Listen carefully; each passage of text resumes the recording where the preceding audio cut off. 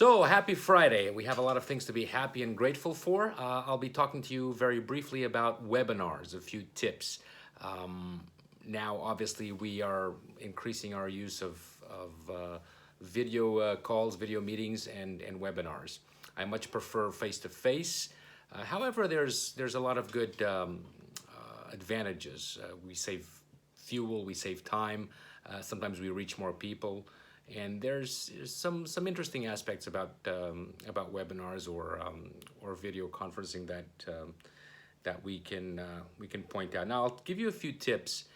You should use a platform that is easy for not just for yourself, but especially for the user. If you send somebody a webinar invite, you want to make sure that they, within like 2 clicks, 30 seconds or less than a minute anyway, are able to log in and see you and start the meeting. You don't want this back and forth of is your sound on and I haven't received this and how old is your computer, because people get frustrated, and especially if it's a commercial call that you're making, you don't want them frustrated, or if you're teaching something right at the beginning of the meeting.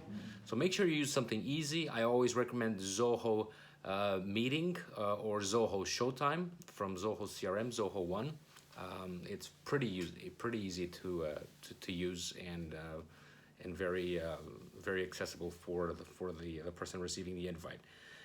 Make sure that everybody is muted throughout the group right at the beginning of the meeting, and then individually unmute people if they wish to speak. If you're doing a webinar, it's a lot easier than to start with everybody's microphone on.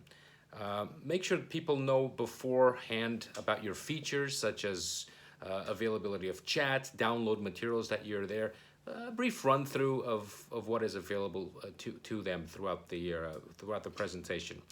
If your internet connection is bumpy, this is a good one. Sometimes it happens when you're in a different location. You might want to use your cell phone as a hotspot, and then it usually fixes the problem. If you are at home or in your home office, or if you're at your office, then you can do a connection with your to your router, a wire connection to your router instead of wireless, and this will substantially reinforce your signal.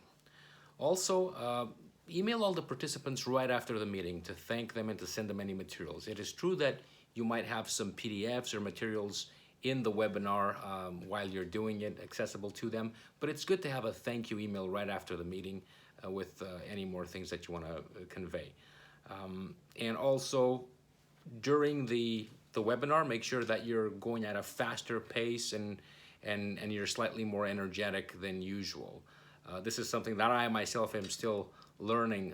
Put the energy out there and be at a faster pace so that people continue to be focused and are paying attention to your delivery, right? Finally, one thing that is really good is to have a poll or interactive material for when, so that the guests or the attendees can participate. You can have a 30-minute, 1-hour session, webinar, but if within that time, if you send them 2 or 3 little polls with multiple choice or to fill out a quick form, it's something that's good.